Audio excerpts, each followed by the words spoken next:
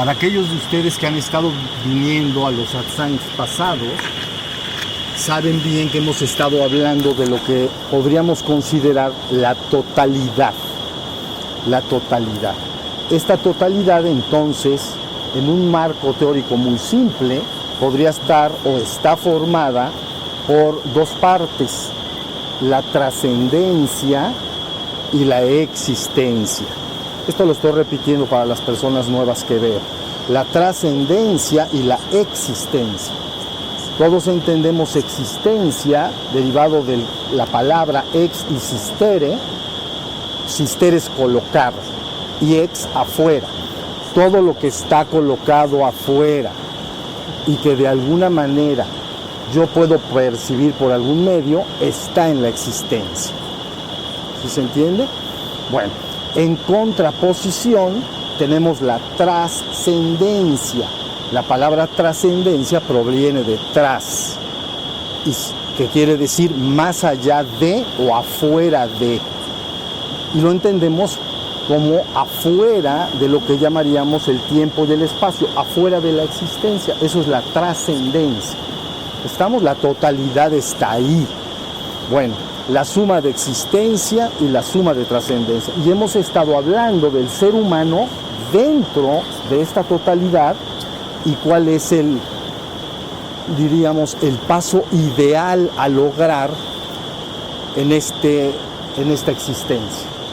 ¿Qué idealmente debería lograr el ser humano? Eso es lo que hemos estado hablando durante varias pláticas. Lo digo para las personas que no habían estado acá. Entonces, totalidad, existencia, trascendencia. Todo esto es la existencia. Y la trascendencia trasciende la existencia antes de que el mundo fuera.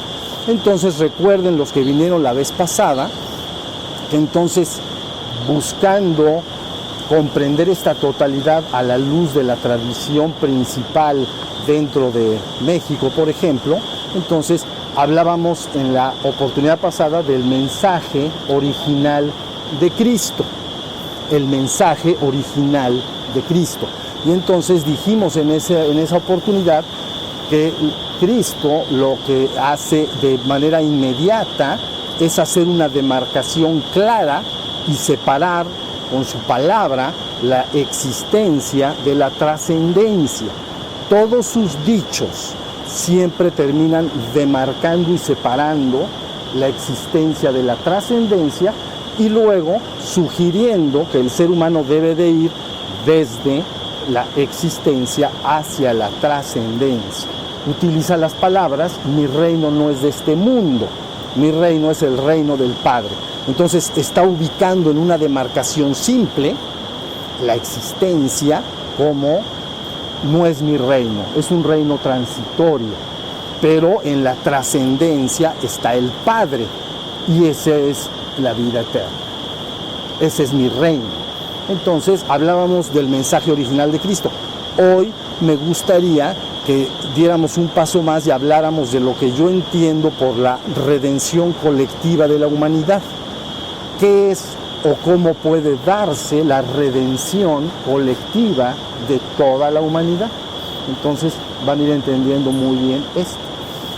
Pero miren, para entender lo que quiere decir redención colectiva de la humanidad, entonces necesitamos volver, como lo hicimos también la vez pasada, y ahora voy a hacer un resumen, a entender lo que es la cosmogonía judeocristiana.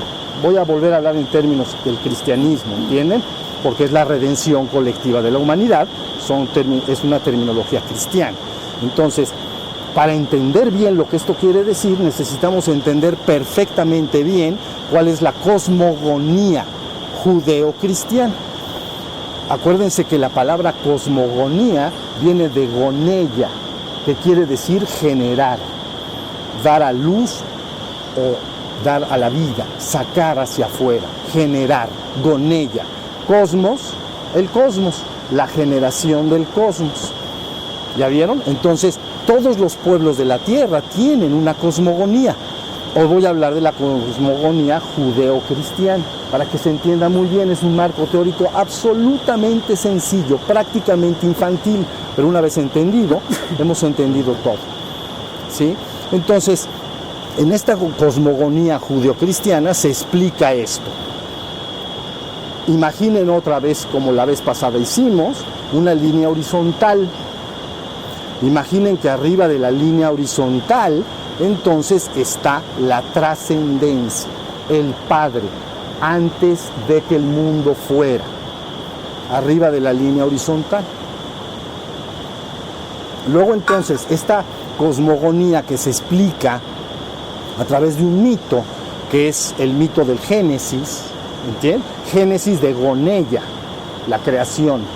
Entonces, nuevamente, bueno, quiero hacer una aclaración antes. Cuando yo me refiero a mito, no me estoy refiriendo a falso, porque la gente contrapone historia contra mito, como si la historia es un hecho real, y el mito es falso. Yo no lo estoy entendiendo así. El mito jamás, nunca ha buscado ser historia. Lo único que busca es, a través de un relato, todos los pueblos del mundo tienen relatos mitológicos, a través de un relato simple y sencillo, explicar cuestiones muy profundas que el ser humano no podría entender simplemente en el mundo con sus sentidos físicos. Entonces se narra un mito, un cuento, para que de alguna manera se pueda entender el proceso. Porque el hombre con sus sentidos físicos en el mundo no tendría ninguna forma de corroborar lo que se está diciendo. Entonces necesita el apoyo de un mito. Luego, lógico, buscará vivir lo que se está explicando en el mito. Pero bueno, es una aclaración de lo que quiere decir mito. Entonces, digamos, el fundamento del Génesis es un fundamento mitológico.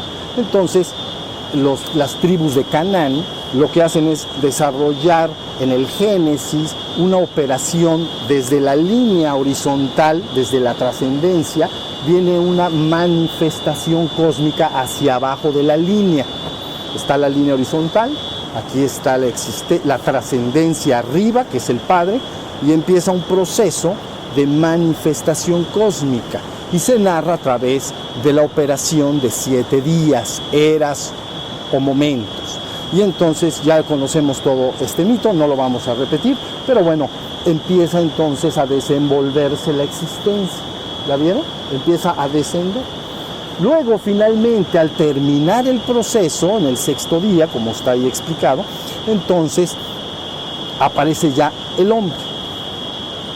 ¿Sí se entendió? Pero debe de entenderse bien que el hombre que aparece ahí en ese primer momento es un hombre que vive en estado de gracia, vive en Ananda, dirían los hindús, y las tribus de Canaán le llaman Edén, ¿no? Está en el jardín del Edén, porque la palabra Edén quiere decir en español deleite. Entonces, en esa primera operación, el ser, tú llamarías el verdadero ser espiritual del ser humano, en el relato, está en el jardín del Edén, está en una dicha, ahí está. ¿Sí se entendió? Entonces quiere decir que ese ser recuerda de alguna manera bastante bien lo que es, no totalmente, pero está en un estado de gracia y dicha. Hasta ahí va el relato, ¿ok? Luego aparece en el relato, fíjense bien, 2 árboles, y entonces está un árbol que se llama el árbol de la vida, y un árbol que se llama el árbol del conocimiento del bien y el mal. Ya todos lo sabemos, nos los han platicado muchas veces.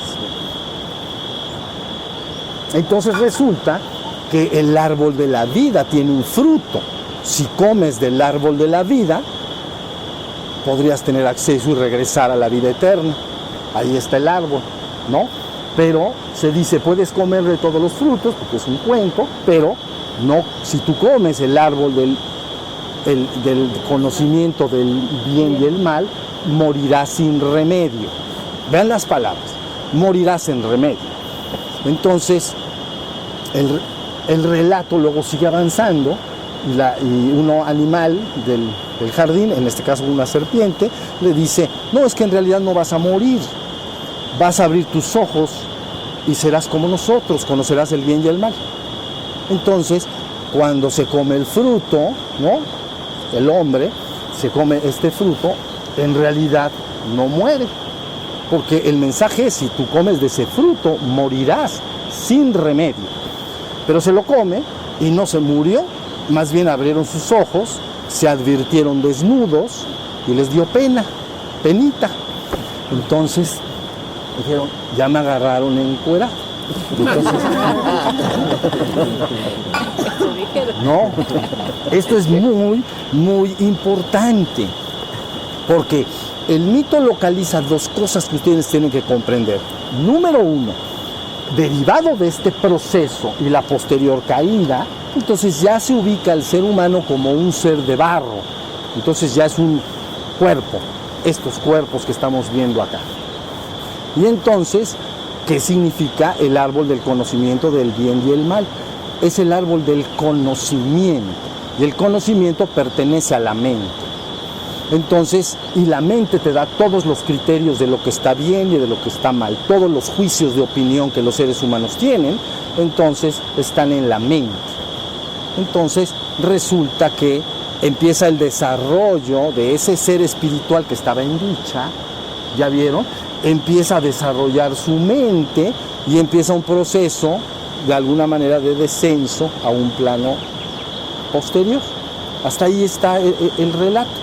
Esto, para que lo entiendan bien, debe ajustarse muy bien a una analogía que yo he hecho entre el ser humano, como si fuera un edificio de 3 pisos y un penthouse.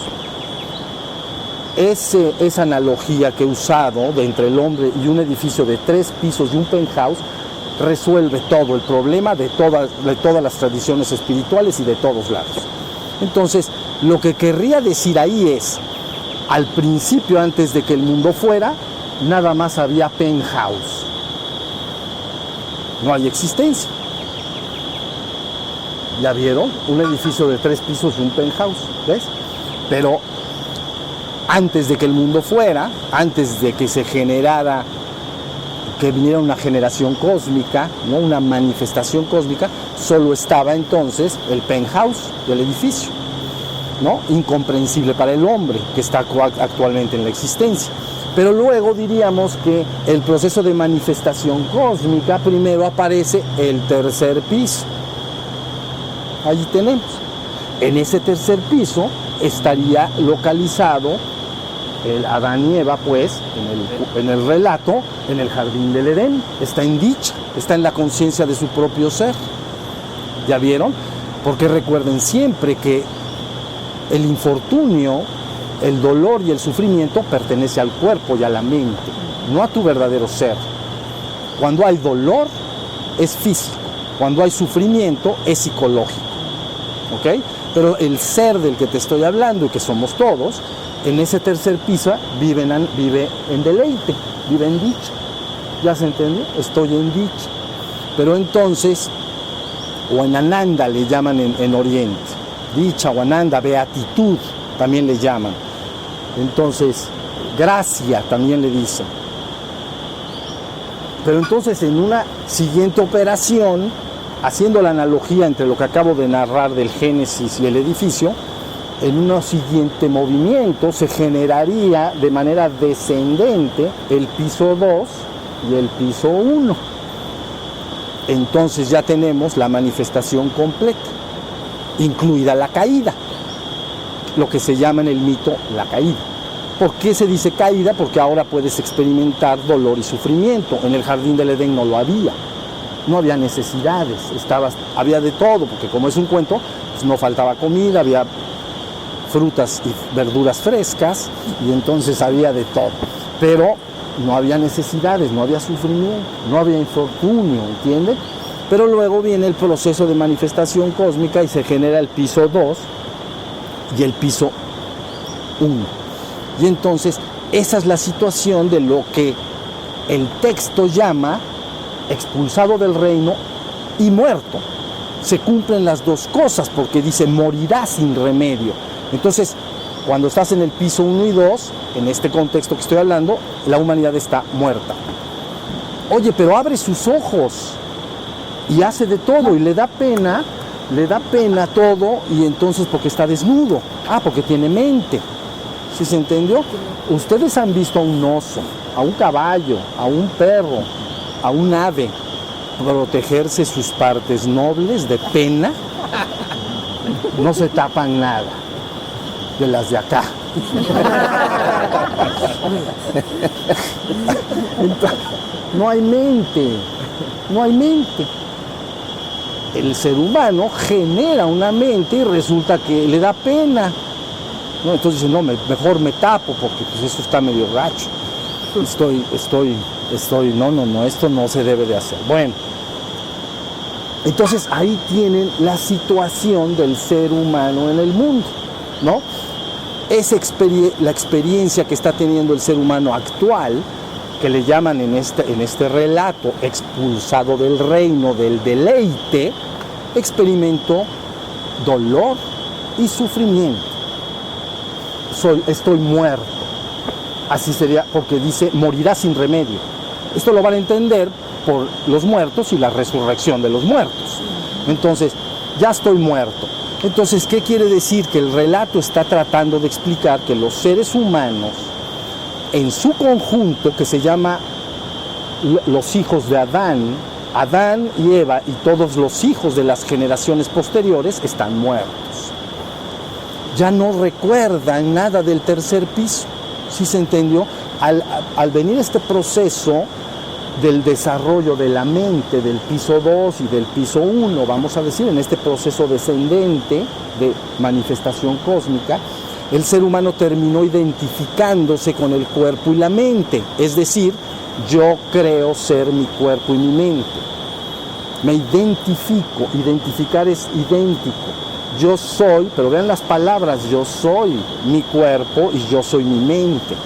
Pero resulta que en el cuerpo hay dolor, también hay placer, ¿no?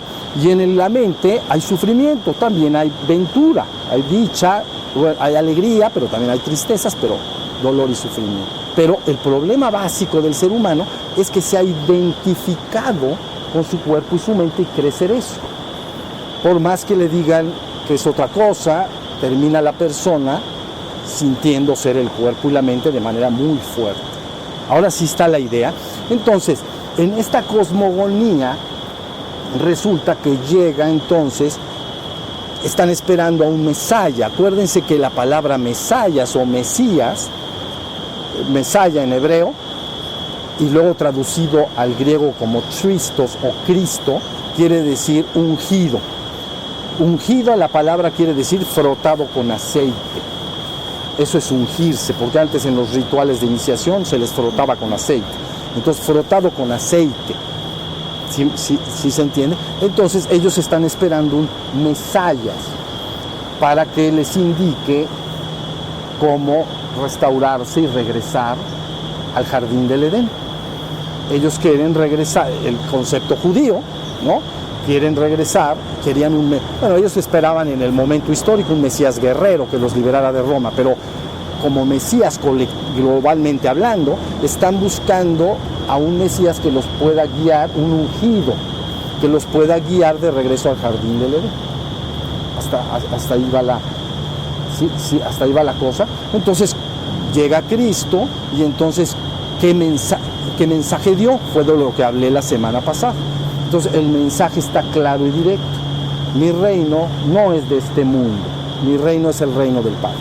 Entonces está marcando de inmediato, mi reino no es el piso 1 y 2, más o menos el 3, pero realmente el penthouse. Yo soy del penthouse, vengo del penthouse, ¿no? Eso es lo que está diciendo. Yo he venido del Padre al mundo, ahora dejo el mundo y vuelvo al Padre.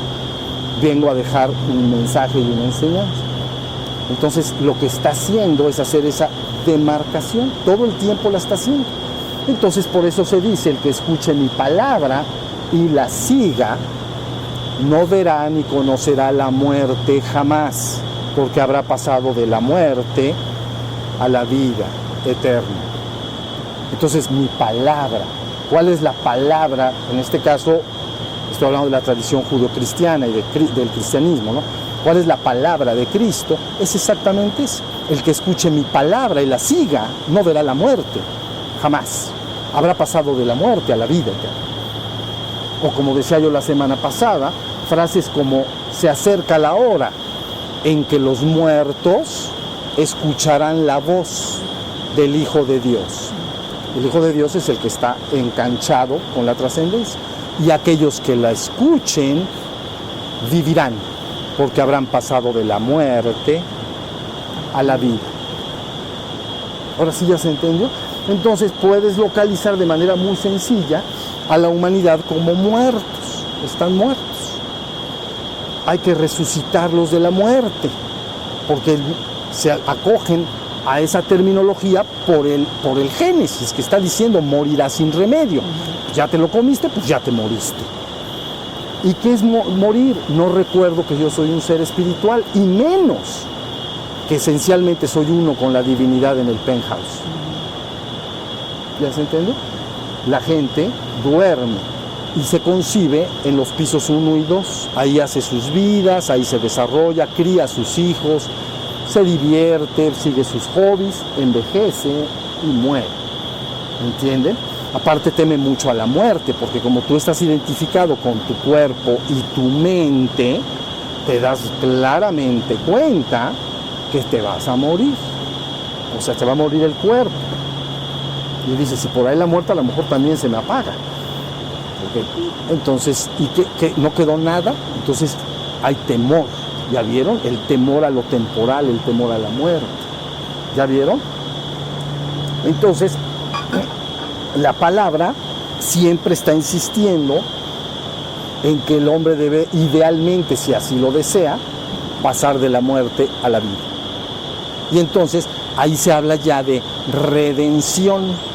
Fíjense bien, esta plática yo la nombraría la redención colectiva de la humanidad, porque es una cosa bastante fácil. La redención también viene de redimere, ¿ok? De latín, redimere, emere es tomar, y nuevamente, como recoger, ¿no? Revivir, volverlo a vivir, ¿no? Redimere, emere, tomar, redimere, retomar. Entonces resulta que el acto de redención es un acto de retomar a la conciencia del ser humano colectivo, ¿no? Porque ahorita se conciben ustedes separados e individuales, en realidad no lo son. Pero bueno, toda esta humanidad de individuos separados, en el cuerpo y la mente se experimentan individuos separados. Entonces retomar toda esa conciencia y redimir, retomarla y regresar al reino. ¿Ya entendieron? Ahí está de fácil todo.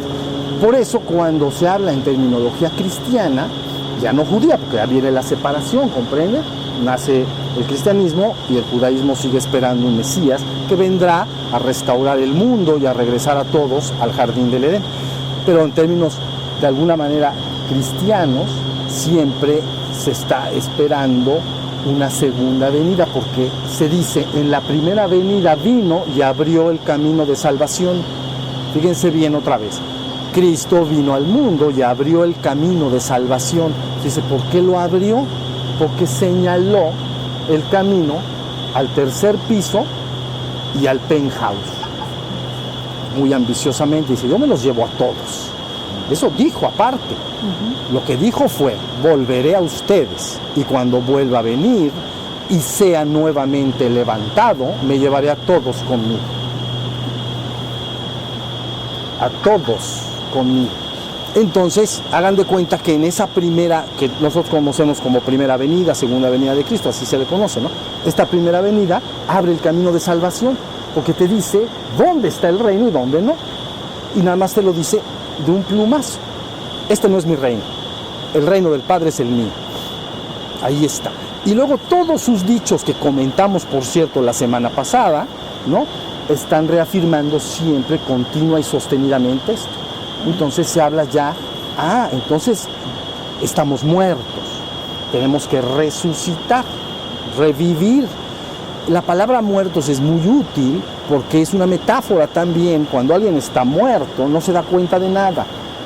Recuerden que les dije la semana pasada, en Oriente Profundo se les llama dormidos, espiritualmente dormido, tienes que despertar. Entonces, por eso en el budismo, Buda, cuando le dicen ¿quién eres?, él dice yo soy Buda, yo soy el despierto. Palabra Buda, despierto. Entonces, en Oriente Profundo, la metáfora que se utiliza es dormido, despierto. Dormido espiritualmente, despierto espiritualmente. Porque es una metáfora que comentaba yo la semana pasada, útil. Porque si llegas a una habitación y está un amigo tuyo, o tu hijo, o tu hermano, o tu padre, lo que sea, durmiendo, él no se da cuenta de nada. Si lo despierto, se da cuenta de todo. Entonces estás usando una metáfora que el hombre, con sus sentidos, puede constatar fácilmente, ¿sí o no? Yo veo a un hombre dormido, no, si alguien ahorita de ustedes se quedara dormido, perdería esta plática, no escucharía los grillos, ni lo que estoy diciendo, ni nos vería a los demás, ¿no? Entraría en su propio sueño. Pero finalmente lo despiertas y ya se da cuenta. Recobra la conciencia y me doy cuenta. Entonces, una metáfora útil. Eso es todo lo que es, dormido, despierto. Pero en Oriente Medio, eso es Oriente Profundo, o sea, India, Tíbet, etcétera, ¿no? Luego, entonces, en Oriente Medio se habla del concepto muertos, porque así está instalado en el mito original. Entonces, muertos, resurrección de los muertos. Tan, tan. Entonces, la persona ahora sabe que la condición en la que vive es como muerto, aunque hace todas sus actividades diarias. Tú le dices a un hombre común de la calle, estás muerto, y va a decir, ¿cómo se te ocurre? Yo me paro todas las mañanas, me baño, me voy a trabajar o me voy a cuidar a mi familia y aparte como, me divierto, viajo. Dices que estoy muerto. Estás muerto porque no recuerdas que eres un ser espiritual. No conoces el tercer piso. Ese piso no te lo van a quitar jamás, nunca. Esto no te lo quitan. ¿Entiendes? De hecho, tú eres la totalidad. Pero finalmente el tercer piso no te lo van a quitar. Pero entonces tienes que pasar de la muerte a la vida. Porque sería lo mismo. Si hay un muerto, y lo llegamos por algún medio, ¿no? Llegan unos doctores, vamos a suponer, les dan estos, ¿cómo se llaman? Electroshock. Pero en el corazón, ¿no? Porque si es aquí en la cabeza, nada más me lo atarán tan peor. Pero, o sea, el electro en el corazón se queda peor. Entonces le dan sus golpes de electricidad en el corazón. Lo volvimos a la vida. Estaba muerto, lo volvimos a la vida. Todos los mensajes de Cristo, lo dije la semana pasada, insisten en esto. El hijo pródigo, ¿no? El hermano se va y se va a un país lejano. Pero cuando regresa, en la opinión del padre, ¿no? Ya cuando regresó al padre, entonces él dice, este hijo mío estaba muerto y ha vuelto a la vida. Estaba perdido y ha sido hallado. Se habla de la perdición, porque estoy perdido, no porque sea algo malo. La perdición es estar perdido. No sé quién soy, estoy perdido. Sería un estado parecido, si me permiten el ejemplo, de un hombre que se cae al piso y se da un golpe en la cabeza y se para y no sabe quién es. No recuerda su nombre, no recuerda a qué se dedica, no recuerda a su familia, no recuerda nada. Entonces, ¿ya lo viste? Ha perdido algo increíble. Tienes que hacerle recordar por fuerza. Por eso también se habla de el olvido y el recuerdo. Es otra de las metáforas que se utiliza. El olvido y el recuerdo. El hombre se ha olvidado de que es un ser espiritual y esencialmente uno con lo divino. Es un ser espiritual y esencialmente uno con lo divino. Lo ha olvidado. Debes de recordarse como un despertador todo el tiempo hasta que lo recuerde, porque ya lo es. ¿Sí se entendió? Entonces todo Oriente y luego Medio Oriente y Occidente, por la historia del cristianismo que penetra prácticamente en todo el mundo de Occidente, entonces está el concepto muerto y resurrección de los muertos. Ahora sí ya está la idea. Entonces, pero si vamos a Occidente puro, por ejemplo acá en las tierras de Anáhuac, entonces el concepto es idéntico.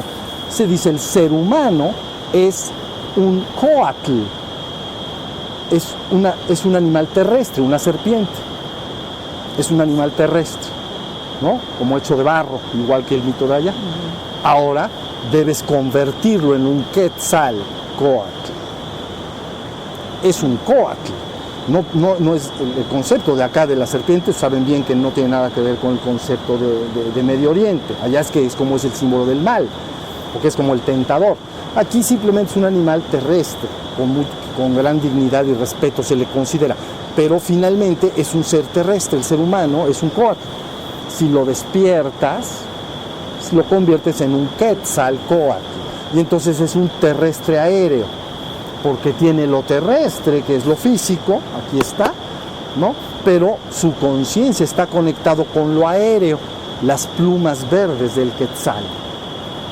Y entonces ahora es el mismo mensaje, estabas muerto y has pasado a la vida. ¿Ya vieron? Luego entonces el caminito, ustedes siempre acuérdense, si tienes a tu hijo y le dices, vete de aquí para allá y vete a la tiendita, ya está lo cual cosa, te va a decir, ¿cómo me regreso? Por el mismo lugar que te fuiste. No te va a decir por otro. Bueno, esto es más o menos lo mismo. Entonces, penthouse, tercer piso, segundo piso, primer piso. ¿Cómo me regreso? Segundo piso, tercer piso, penthouse. Entonces me tengo que despertar. ¿Ya se entendió? Entonces, el despertar colectivo de la humanidad está al alcance de la mano cuando se sabe lo que se tiene que lograr. Quiere decir que finalmente los seres humanos necesitan despertar a su conciencia, ya son esa conciencia, nada más tienen que despertarse. Es mejor trabajar con los niños, ¿entienden? No hay marcos teóricos y no hay mente como en el hombre adulto, pues, o la mujer adulta. A un niño le dices, estate atento, y dice, está atento. A un hombre mayor le dices, estate atento, y dice, ¿por qué tengo que estar atento? Dice, bueno, porque es que mira, entonces un rollo mental de 6 horas y ya se acabó la oportunidad de estar despierto. Yo he trabajado con jovencitos de 14, ellos ya empiezan a tener bastantes conceptos, pero los chiquitos con los que estudiantes mías, mujeres principalmente, han trabajado con piol chiquitos, así preciosos apenas caminando, como pollitos de esos amarillos, y entonces son directos. Nada más le dices, vamos a jugar a que estamos atentos. Cierra tus ojos y le pones un paliaquete. Y entonces empieza un juego. Y el niño empieza a jugar. Es muy inocente, pero lo estás despertando de inmediato. ¿Ya vieron?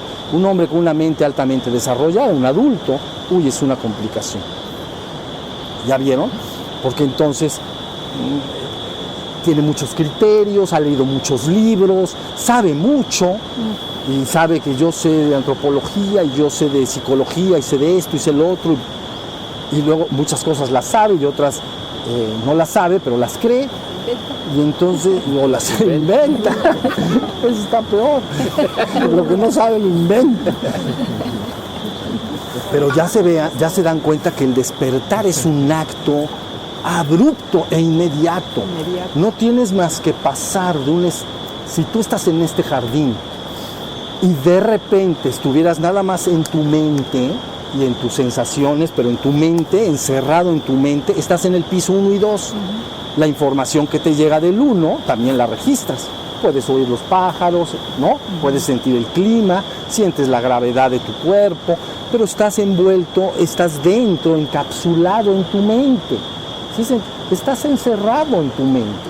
Y entonces lo único que tienes que hacer es romper esa hipnosis y estarte consciente totalmente de todo lo de afuera y adentro de mí mismo.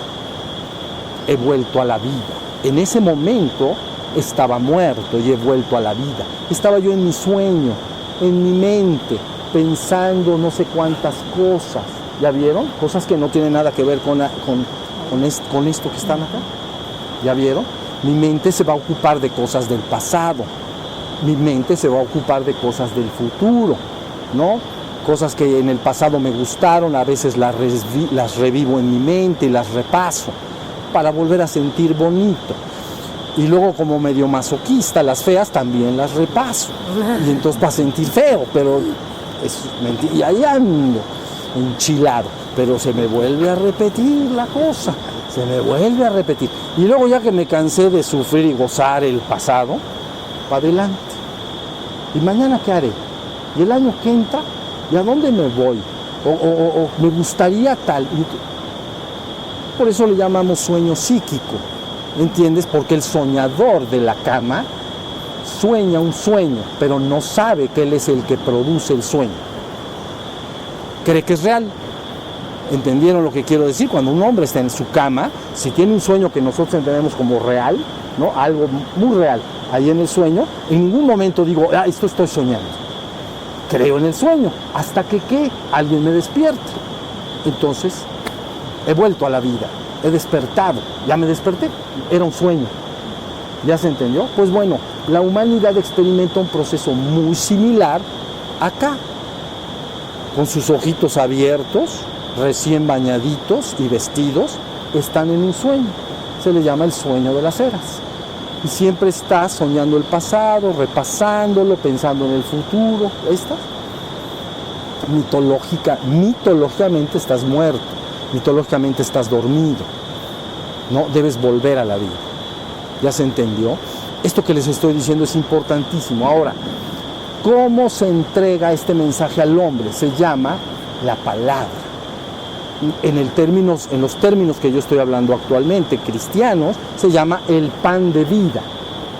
Entonces el pan de vida es la palabra que te guía a la verdad completa o absoluta del penthouse. La palabra, te guían con la palabra te va guiando. Como si llegas con alguien y te dicen, tengo que ir a tal lado, y tú conoces el camino. Pues con tu palabra. Pues mira, te vas 2 calles y luego a mano izquierda y luego a mano derecha y llegas al lugar que quieres. Es la palabra la que te guía. ¿Sí se entendió?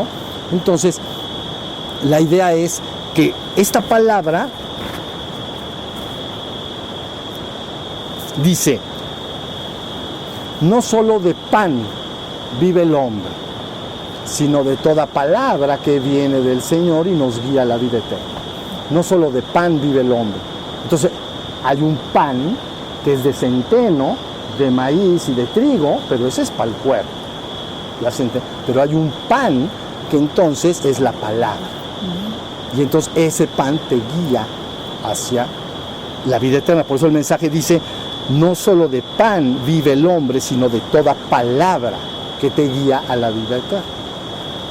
Y todo el mundo lo repite continuamente cuando reza su Padre Nuestro. Danos hoy nuestro pan de cada día.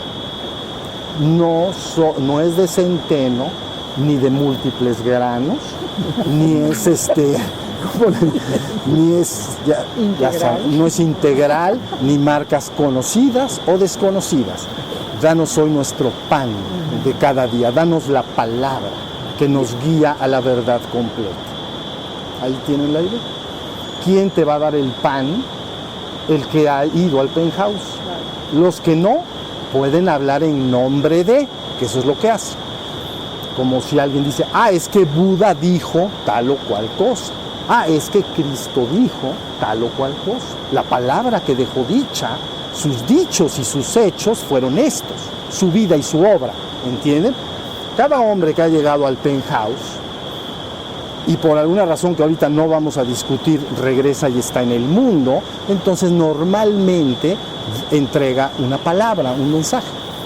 Entonces eso se llama su vida y su obra, sus dichos y sus hechos. Entonces, ¿cuáles fueron sus dichos? ¿Qué dijo? Ahí el problema es conservarlos, porque luego se amaña la muñeca de la mano y pueden escribir otra cosa. Y entonces eso sí es un problema. Eso sí es un problema, ¿no? Porque le pones, pues mejor les voy a decir esto para que obedezcan estos. Y entonces empiezas a poner cosas que el otro ni dijo. ¿Cuáles son los aguas con eso? ¿Cuáles son los dichos? ¿Cuáles son los hechos? Entonces, si ustedes quieren conocer bien los dichos y los hechos de Cristo, entren a la página que tenemos montada que se llama La Parusia, ¿no? .wordpress.com, y ahí van a encontrar pláticas que di hace años en las cuales me hice cargo de todo lo que hoy he estado platicando. Ahí vas a conocer perfectamente los dichos y los hechos. Y todos los dichos, continua, sostenida y absolutamente, están haciendo la separación. Esto no es, esto es. Esto no es, esto es. ¿Sí se está entendiendo la idea? Entonces ya el hombre reconoce cuál es el camino que tiene que seguir. Idealmente, si no quiere no debe seguirlo, ¿entiendes? Tu guía siempre está dentro de ti, entonces tu guía es la que va a gobernar, debe gobernar tu vida. Y no debes de crear juicios de lo que hacen los demás. Si los demás siguen un camino de despertar o progreso espiritual, bien. Si no, también. Sin ningún juicio absolutamente. Porque adentro de cada ser humano está algo que te va de alguna manera despertando cierto interés en un momento dado. ¿Sí estamos? Sí, maestro, ese algo es el alma. Ese algo es tu verdadero ser.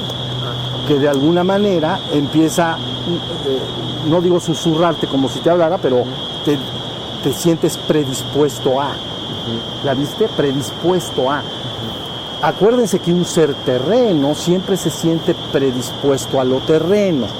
Entonces se le llama genéricamente el llamado de la naturaleza o el llamado de la selva. ¿Okay? Entonces un animal terreno completamente, y no por eso es inferior en lo absoluto al hombre, pero pongamos un león, un águila, lo que sea. Si tú lo apartas y lo encierras, él en su interior nadie le tiene que decir nada. Él sabe lo que quiere, tiene una predisposición, tiene un profundo anhelo interior. No puede hacerlo porque lo tienes encerrado, ¿no? Pero en el momento que lo desencierras o le abres las puertas, él va a regresar. ¿Ya entendieron? Se llama el llamado de la naturaleza o el llamado de la selva, así le llaman, ¿no? Bueno, pues el ser espiritual que está dentro de los seres humanos actualmente ya está mucho más predispuesto a buscar algo que llamaríamos de tipo superior. Puede empezarse a experimentar un anhelo por lo superior. ¿Ya se entendió? Y entonces viene un llamado del espíritu. O a veces le llaman llamado de Dios, así le llaman, ¿no? Es como un llamado. Oye, pero ¿por qué? No es racional, no es un asunto racional. ¿Ves?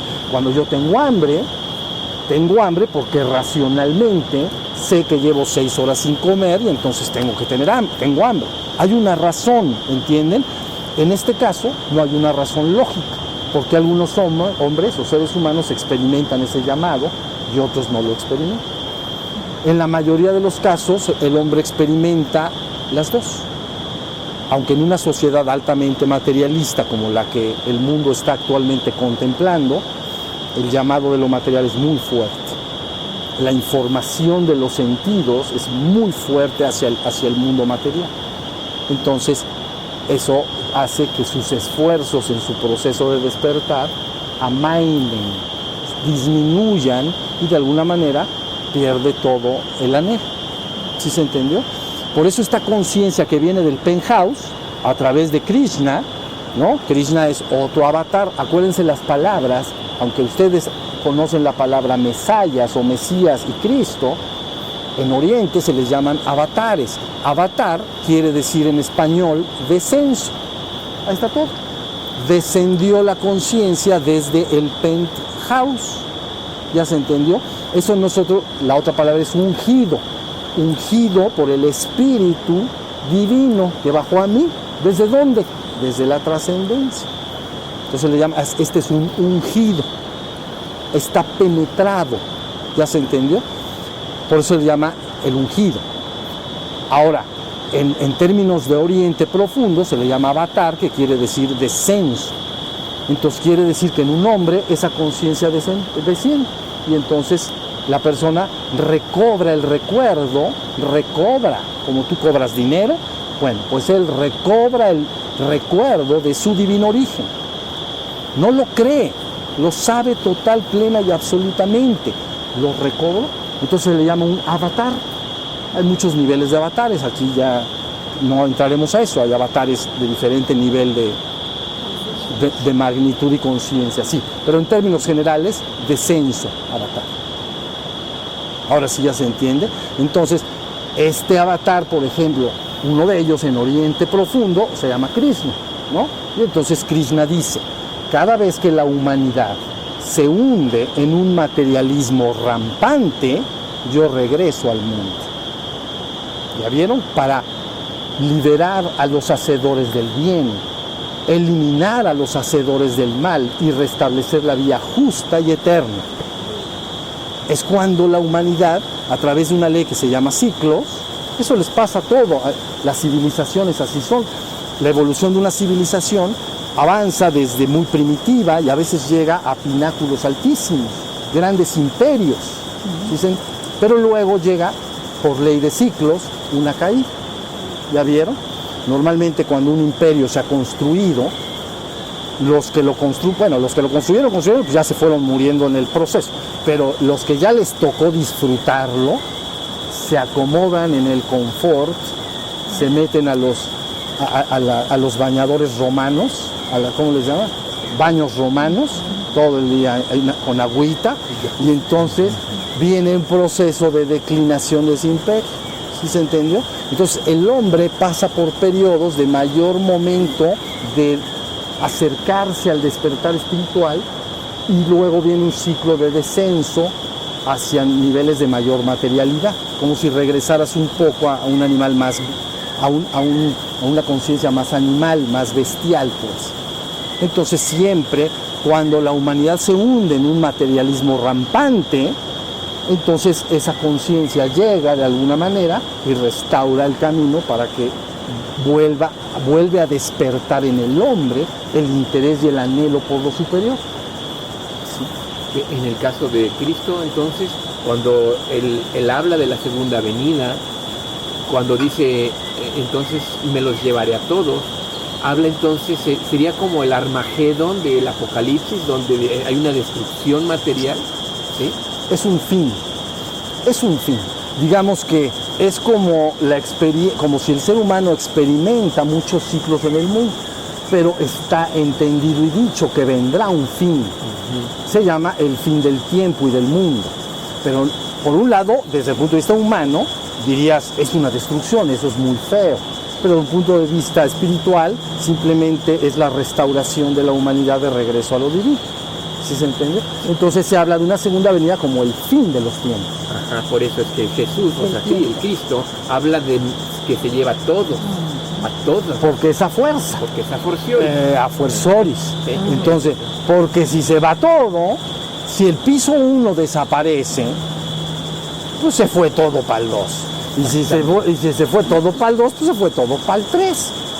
Y si ya estamos en el 3, allá está sabroso, ¿me entienden? Allá nos vamos a divertir. Pero ya en el 3, podemos todavía reabsorber el ciclo cósmico de manifestación. Entonces, por eso se dice, finalmente Cristo entrega la totalidad de la existencia, la entrega al Padre. Y luego Él se funde con el Padre, para que seamos uno, todos, en todo. Entonces tienes completa razón. Es el fin del tiempo. Por eso cuando se habla de un avatar como Quetzalcóatl, en caso de Anáhuac, entonces se dice volverá de alguna manera al mundo para concluir su trabajo en la tierra. Porque en la cosmovisión de Anáhuac, los avatares de Quetzalcóatl, desde hace, ustedes conocen el quinto sol, ¿no? En 5125 años. Empezó en el 3000 y tantos antes de Cristo, algunos de ustedes estarán enterados, y finalmente termina en el diciembre del 2012. Entonces, en todo este ciclo que llamamos quinto sol, lo inaugura un avatar, Hunalye, se llama semilla única de maíz. Y luego entonces de Hunalye empieza el desarrollo de las civilizaciones en las tierras de Anáhuac.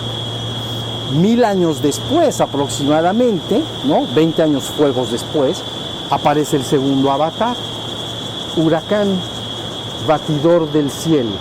Y entonces resurgen nuevamente otras civilizaciones. Siempre después de la presencia de esta conciencia vienen grandes civilizaciones. Se restaura, como dice Krishna en lo que acabo de decir. 1000 años después reaparece otro avatar. Entonces ya tenemos a Cabra Khan, batidor de la tierra. que quiere decir terremoto. Entonces, y ahí va, ¿ya vieron? Y luego sigue Yetzil, el tercer paso de la serpiente emplumada. Y luego hace 1000 años, Seacatl Topinstli Quetzalcóatl. ¿Ok? Y entonces dijo, volveré, lo mismo que Cristo. Volveré para concluir mi camino en la tierra. Pero no se ve el asunto como personas, porque la gente cree que es como la misma persona. Es la conciencia la que está hablando. Porque mientras aquí con la mente tú eres un individuo, tú en el cuerpo, si tú dices, vuelvo mañana, soy yo. Yo regreso mañana. Soy un individuo. Ni modo que yo diga, yo regreso mañana y regreses tú. Pues tengo que regresar yo por fuerza. Porque aquí hay individuos. Pero en esa conciencia es una conciencia única. Entonces cuando dice volveré, no lo está diciendo de manera personal. Como lo que entiende la gente como reencarnación. ¿Sí se entiende? Está diciendo volverá esa conciencia a aparecer, ¿no? Y entonces él espera al final del quinto sol. Diciembre de 2012, la gente dice no pasó nada. Y les digo una cosa, sí pasó todo. Ya pasó. Entonces, pero la gente no lo puede ver. ¿Entienden? Pero lo verá. Lo verá. Entonces, ahí tienen el proceso como esos avatares están de alguna manera, o esta conciencia, porque cuando digo avatares como si fueran individuos, no me estoy refiriendo a individuos, sino a la conciencia. Esta conciencia al descender restaura o ayuda a que una humanidad que se está hundiendo en una materialidad, digamos, inconveniente, se está yendo, como dicen, de reversa mano. Se está haciendo otra vez medio animal. Eso es materializarse extremadamente, ¿entiendes? O sea, es como si un hombre evoluciona, pues se va haciendo más mental, un poquito más artístico, pero si me voy de reversa, me empiezo a volver otra vez más animal. Solo me interesa el placer de los sentidos y las cosas del mundo. Actualmente nuestra sociedad, mis amados, está completamente involucrada en este proceso. ¿Ok? El éxito actualmente en la humanidad es el éxito económico. Puede ser como individuo, como pueblo, puede ser como familia, puede ser como compañía, puede ser como lo que sea, como país, pero todo está relacionado con eso. Entonces, por eso en este momento, fíjense bien lo que ya está pasando. Se está presentando los dos mensajes. Un mensaje te dice, hagamos nuestro reino en este mundo exclusivamente. ¿Cómo? Pues con más ciencia, con más tecnología, ¿no? Inventemos más medicinas, porque como aquí hay dolor y enfermedad, pues más medicinas, ¿no? Oye, pero hay tal pobreza y no sé, bueno, pues entonces trabajemos más, ¿sí se entiende? A través de promesas de tipo político, económico, a través de todo esto, hagamos nuestro reino en este mundo exclusivamente. Ese es uno de los dos mensajes. ¿Sí? Y el otro mensaje vuelve a repetir la misma historia de siempre. Mi reino no es de este mundo, mi reino es el reino del Padre. Esto no quiere decir que la humanidad o un individuo de inmediato abandone las cosas del mundo para dedicarse a su trabajo espiritual, pero sí tiene que poner en primer lugar lo que está en primer lugar. En primer lugar está recuperar tu divino origen y en segundo estarían tus asuntos del mundo. Así yo lo pondría en orden de importancia. No el abandono total, a no ser que ya la persona ha cumplido con sus responsabilidades en el mundo, con su familia, con sus semejantes, ¿no? Entonces a lo mejor se retira, se va a una cabaña y ya termina de abandonar el mundo y nada más se ocupa de su restauración. ¿Sí se entiende? Pero bueno, la buena noticia es, y con esto yo creo que podemos terminar, sabemos perfectamente clara, la idea de lo que se tiene que lograr. No tienes más que lograr. Ahora, hay otra cosa, la humanidad entera, por primera vez, se va a enterar de qué se tiene que lograr. Entonces, ahora sí, todos se pueden informar a todos lo que se tiene que lograr. Antes no. Antes llegaba un avatar, fíjense bien, daba su enseñanza y mensaje y se iba, ¿no? Y los descendientes, o los que tomaban esta enseñanza, acumulaban un cierto nivel de poder y control de las conciencias. Y aparte, con seguridad plena, no entendían lo que el mensaje original quería decir. llámese las religiones, maestro. Sí. Se construyen las religiones finalmente. ¿Ya Eso vieron? es al desconectarse de la fuente. Sí, bueno, hagas de cuenta que el mensaje, un hombre que ha llegado al penthouse y permanece en este mundo, da una palabra, pero se le llama enseñanza espiritual. Pero luego cuando se institucionaliza esa enseñanza, se le llama religión organizada. Y se toman las palabras claves, ¿no? Religiare, religar al ser humano con Dios. ¿Ya se entendió? Esta es una religión. ¿Basada en quién? En tal avatar, ¿no? Buda, Krishna, Cristo, ¿no? Quetzalcóatl. Pero entonces se llama religión organizada, institucionalizada. Entonces ahí está la diferencia. Y luego entonces se pone una cabeza de esa organización. En el caso que nosotros conocemos se llama pontífice, hacedor de puentes, el que construye el puente entre el reino humano y el reino divino. Yo todavía no veo ese puente. ¿Entienden bien?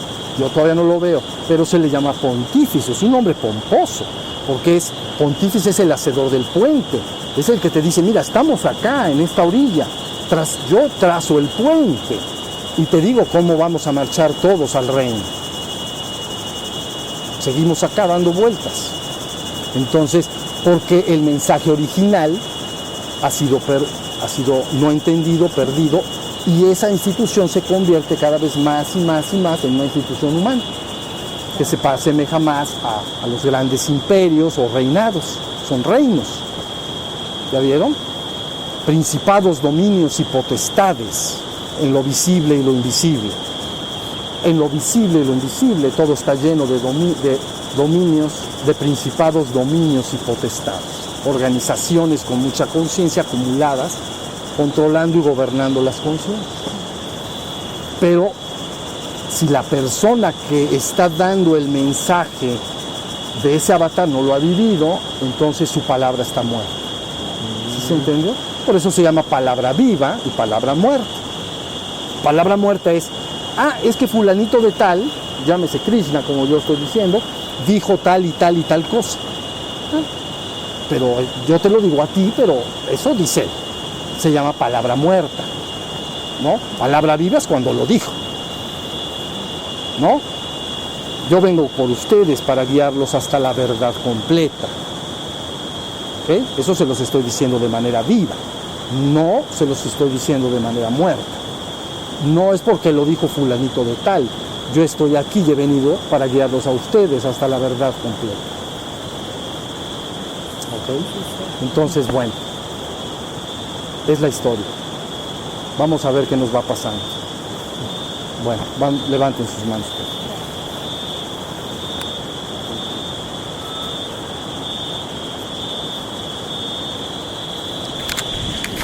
Me tardo un poquito, pero vale la pena. Van a